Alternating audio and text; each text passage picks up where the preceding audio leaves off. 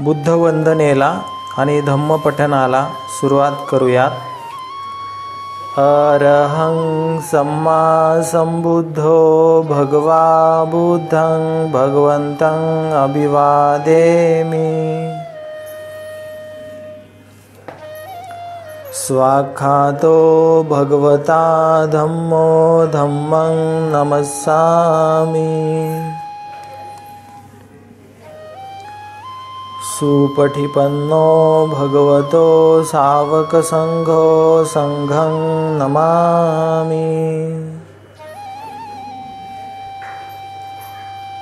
ओकासवन्दामि भन्ते द्वारतयेनं कथं सब्बं अपराधं खमतु मे भन्ते.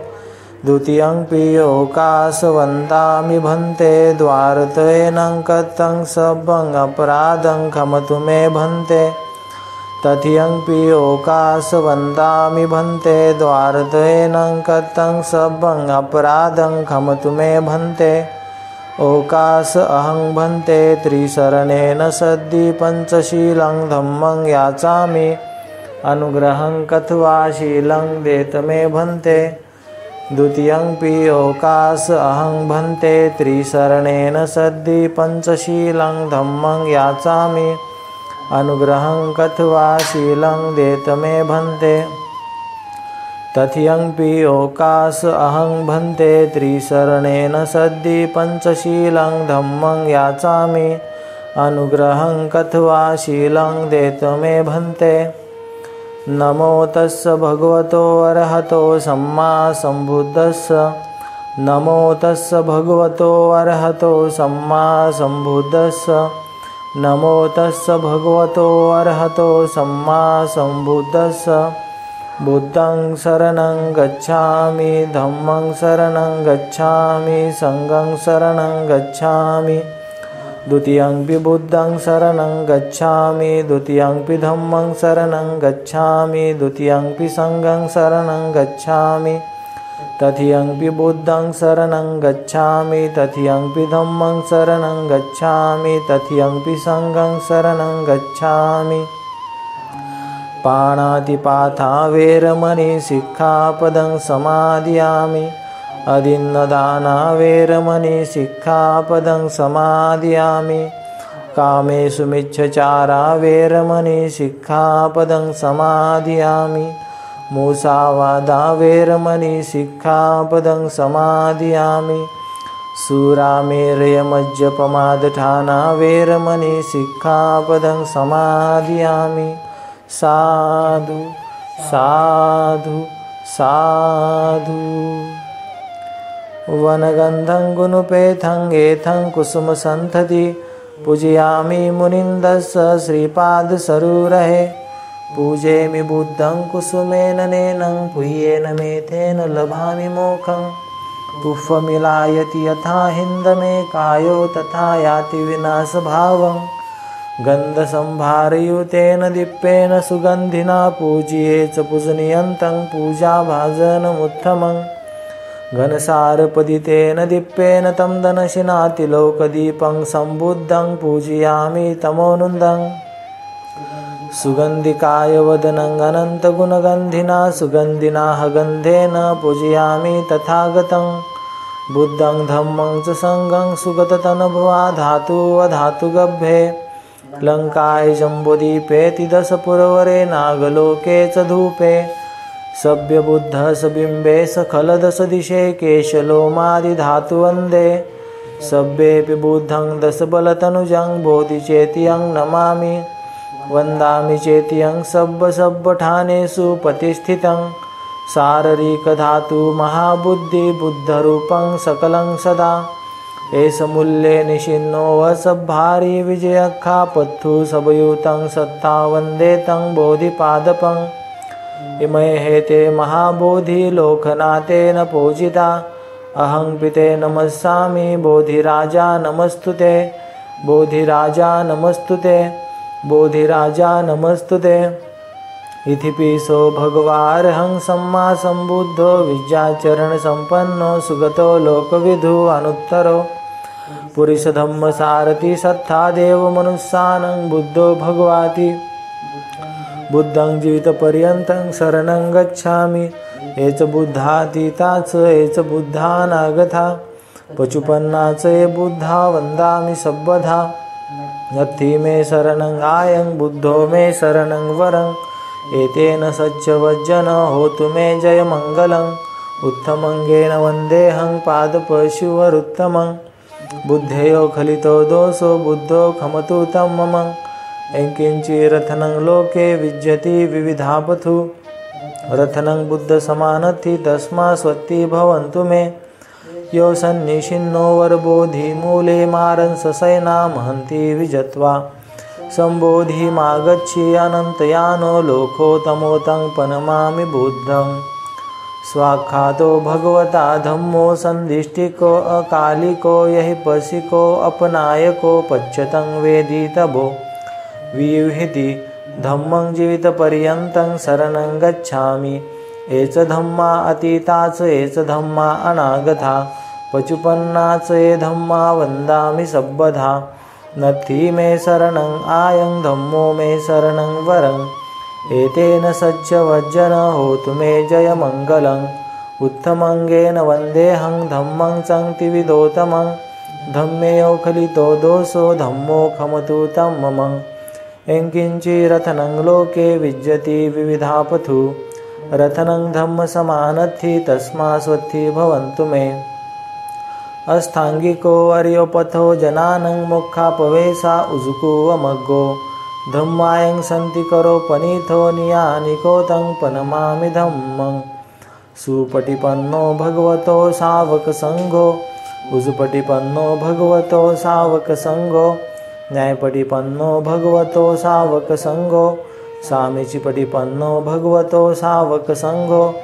अधिदं चत्तारि पुरिसयुगानि अट्ठपुरिसपुग्गला एष भगवतो सावक संघो आहुनय्यो पाहुनय्यो दक्षिणय्यो अंजलिकरणियो अनुत्तरं पुय्यं खेतं लोकसाहति संघं जीवितपर्यन्तं शरणं गच्छामि एच संघा अतीताच एच संघा अनागता पचुपन्नाच ये संघा वन्दामि सब्बधा नत्थि मे शरणं आयं संघो मे शरणं वरं एतेन सच्चवज्जन होतु मे जय मंगलं उत्तमंगेन वन्देऽहं संघं संक्तिविदोतमं संज्ञेयो खलितो दोषो संघो खमतु तं मम एंकिंचिरथनं लोके विज्यति विविधापथु रथनं संघसमानत्थि तस्मा स्वत्ति भवन्तु मे संगो विशिद्धो वरदक्षिणीयो सन्तीन्द्रियो सब्बमलपहनियो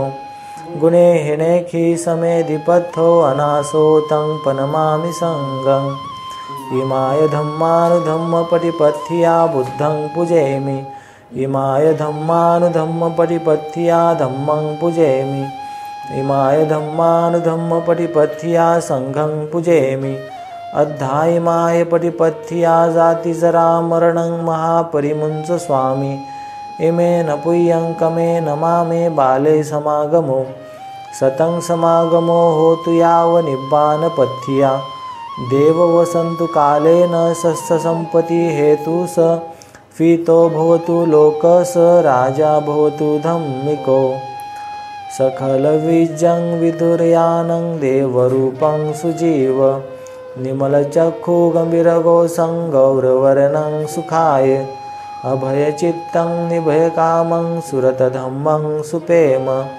विरथरज्जं सुजननेत्रं भीमरावं सरामि भीमरावं सरामि भीमरावं सरामि दिव्यप्रभरत्नतु मे साधु वरदान्तु मे अद्य कुलभूषन्तु मे भीमराजा सकल विद्यापति ज्ञान सत्संगति शास्त्र शासनमति बुद्धि तेजा पंकजा नरवरा रत्न स्वजन उद्धरा भगवंत आमचाखरा भक्त काजा चौधार संगरी शास्त्र न धरिता करी कापलारी उरी रौद्र रूपा मुक्तिपथ कोण था जीर्ण स्मूर्ती जाळीता उजळिल्यांगतिका मार्गे साजा राष्ट्रघटनाकृती शोभते भारती महामानव बोलती स्वात्त संज्ञा शरणबुद्धासमे शरणधम्मासमे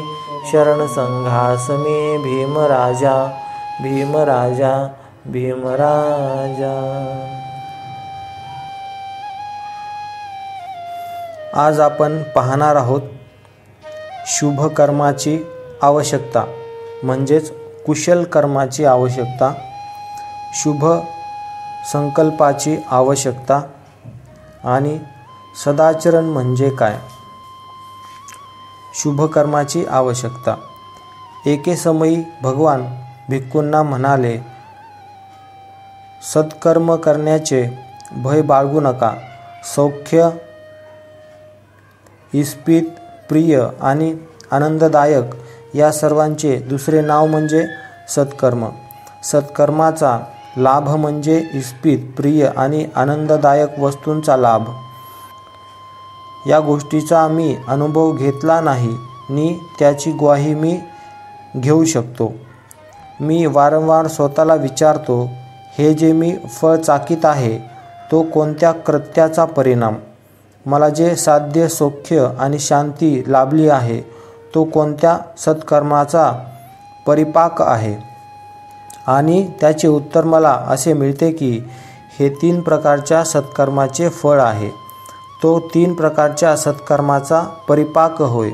दान, शील, संयम या 3 सत्कर्माचा परिपाक होय। शुभ, उत्सवमय, आनंददायक आणि धन्यती प्रभात, तोच खरा शुभ दिन, तोच खरा सुखमय क्षण जेव्हा सत्पात्री दान दिले जाते, ज्यावेळी शुभ कर्मे, शुभ वचन, शुभ विचार आणि शुभ इच्छा या त्यांच्या कर्त्याला शुभ लाभ घडवून देतात। ती वेळ आणि तो दिवस खरोखरच शुभ आणि आनंददायक होय। ज्यांना असा लाभ होतो, समृद्धी मिळते, ते खरोखरच सुखी होत। तुम्हीही त्याप्रमाणेच समृद्ध, निरामय आणि आपल्या आप्तेष्टांसह सुखी व्हावे। शुभ संकल्पाची आवश्यकता।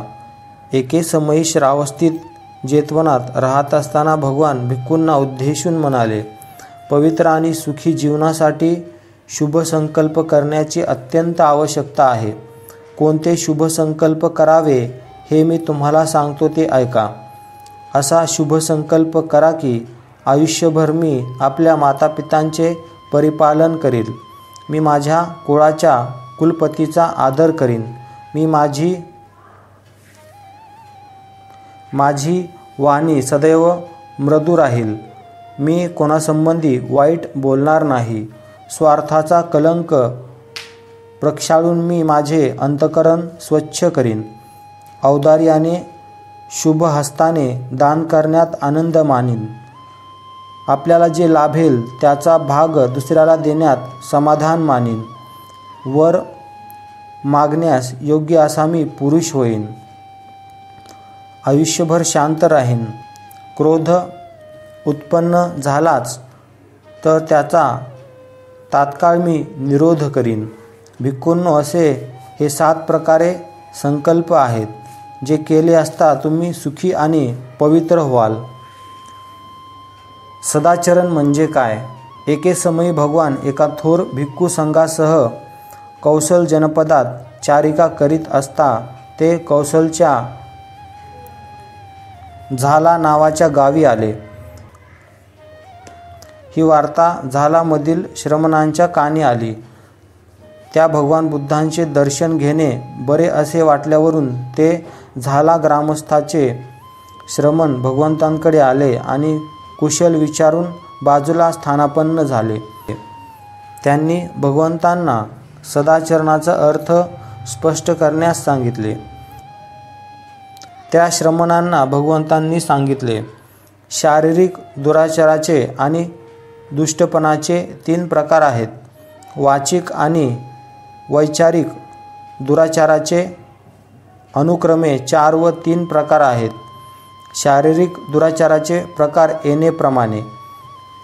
यात मनुष्य पारधी म्हणून आपल्या रक्तरंजित हाताने हिंसाधीरतेने सजीव प्राण्याची निर्दयतेने हत्या करीत असतो. दुसऱ्या प्रकारच्या शारीरिक दुराचरणात मनुष्य जे आपले नाहीत ते घेतो. गाव आणि जंगल यामधील लोकांची मालमत्ता चोरून आपलीशी करतो. तिसऱ्या प्रकारच्या दुराचरणात माता पिता बंधू भगिनी यांच्या स्वाधीन असलेल्या वाणनिश्चय होऊन वाणनिश्चयाच्या माला धारण करणाऱ्या कन्येशी व्यभिचार करणे याचा समावेश होतो. वाचिक दुराचरणात प्रथम खोटेपणा मोडतो. यामध्ये सभेत अथवा गावाच्या कुटुंबांच्या राजाच्या अथवा आपल्या व्यवसायाच्या श्रेणीच्या परिधेसमोर साक्ष देताना जे माहीत नाही ते माहीत आहे, जे माहीत आहे ते माहीत नाही, पाहिले नाही ते पाहिले आहे, पाहिले ते पाहिले नाही अशा तऱ्हेची स्वार्थासाठी अथवा कुणा माणसासाठी अथवा लोभाच्या अभिलाषेने मनुष्य जाणून बुजून साक्ष देतो. दुसऱ्या वाचिक दुराचरणात जुगलखोरीचा समावेश होतो. या दुराचरणांनी मुक्त असलेल्या मनुष्य माणसाची मने दुसऱ्या माणसाविरुद्ध कलुषित करण्यासाठी इथे कानी कलागती लावणारा असतो. कलागती लावण्याची त्याची नियत त्याला बोलायला लावते. कलागती हे त्याचे सुख आणि आनंद होय. तिसऱ्या प्रकारच्या वाचिक दुराचरणाचे युक्त असलेल्या मनुष्याची वाणी कडवट असते. त्याचे शब्द असंस्कृत, कठोर, तीव्र, मतभेदी, क्रोध असणारे आणि चित्त विचलित करणारे असतात. चौथ्या प्रकारच्या दुराचरणांनी युक्त असलेला मनुष्य म्हणजे सदैव बडबड करणारा मनुष्य. तो बडबडताना आपण सत्य सांगतो की नाही, काही हितकारक बोलतो आहोत किंवा नाही याचा विचार करीत नाही. त्याच्या बोलण्यात धर्मही नसतो, तरीही नीतीही नसते. काहीतरी क्षुद्र, अनुचित, पोरकट, ज्याला बुंधा नाही, शेंडा नाही अशी निर्भड बडबड तो नेहमी करीत असतो. वैचारिक दुराचरणाच्या पहिल्या प्रकारात लोभविकृतीचा समावेश होतो. असा मनुष्य पराधनाचा सारखा हव्यास धरीत असतो. दुसऱ्या प्रकारच्या दुराचरणात दुसऱ्याच दुस्वास, द्वेष यांचा अंतर्भाव होतो. असा मनुष्य दान, त्याग, दक्षिणा अशी काही गोष्ट नाही असे मानतो. त्याला वाटते सत्कर्म किंवा असत्कर्म यांची फळे भोगावी लागतात. हे खरे नव्हे. इहलोक आणि परलोक हे सर्व झूट आहे असे तो मानतो. आईबाप, आप्तेष्ट यांनाही तो मानत नाही. ज्यांनी सम्यक मार्गाने जाऊन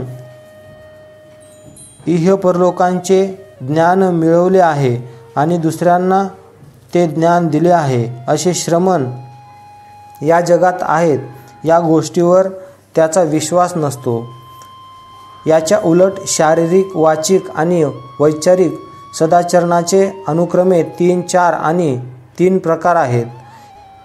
शारीरिक सदाचरणाच्या पहिल्या प्रकारात मनुष्य कोणत्याही जीवाची हत्या करण्यापासून परावृत्त असतो.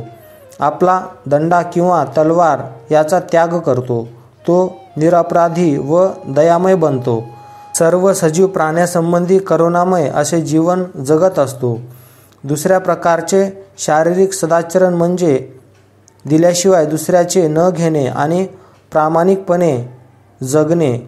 तिसऱ्या प्रकारात सर्व प्रकारच्या वैषयिक मिथ्याचाराचा त्याग करणे, अव्यभिचारी राहणे यांचा समावेश होतो.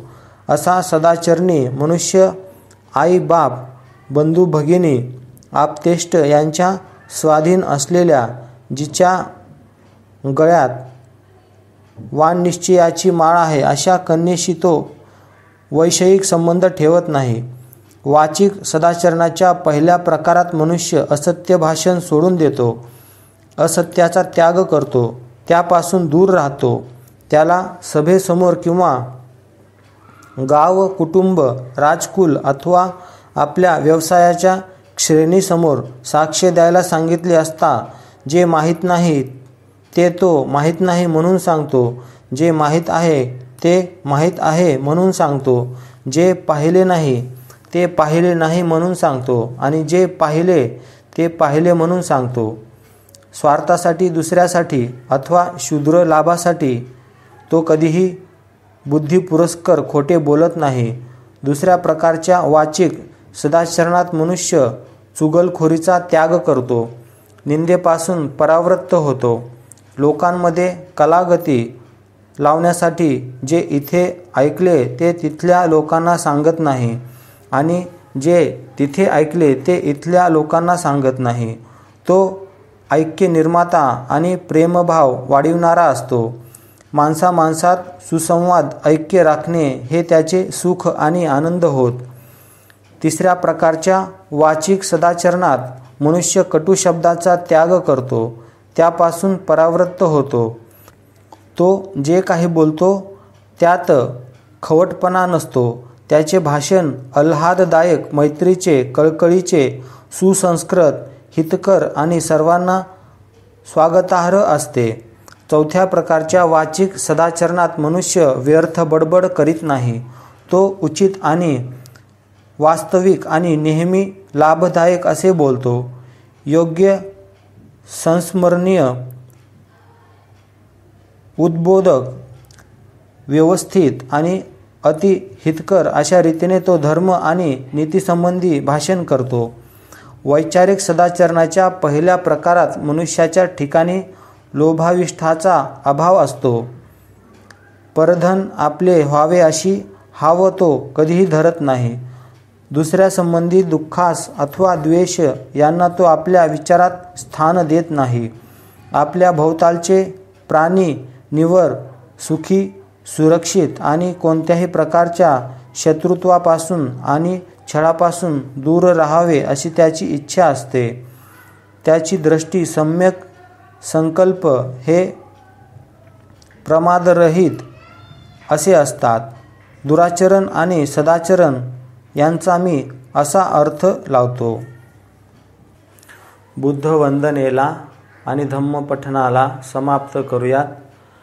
सब्ब पापस अकरणं कुशलस्य उपसंपदा सचित्त पर्योदपनं एतं बुद्धानुशासनं धम्मं चरे सुचरितं नथं दुचरितं चरे धम्मचारी सुखं सेति अस्मि लोके परमिच नथावथा धम्मधरो यावता बहुभासति योच पंपी सुतवान धम्मकाये न पश्यति सवे धम्मधरो होति यो धम्म न फमजति नत्थि मे शरणं आयं बुद्धो मे शरणं वरं एतेन सच्चवज्जेन होतु मे जयमङ्गलं नत्थि मे शरणं आयं धम्मो मे शरणं वरं एतेन सच्चवज्जेन होतु मे जयमङ्गलं नत्थि मे शरणं आयं संघो मे शरणं वरं एतेन सच्चवज्जेन होतु मे जयमङ्गलं नमो बुद्धाय नमो धम्माय नमो संघाय नमो भीमाय साधु साधु साधु बुद्धं नमामि धम्मं नमामि संघं नमामि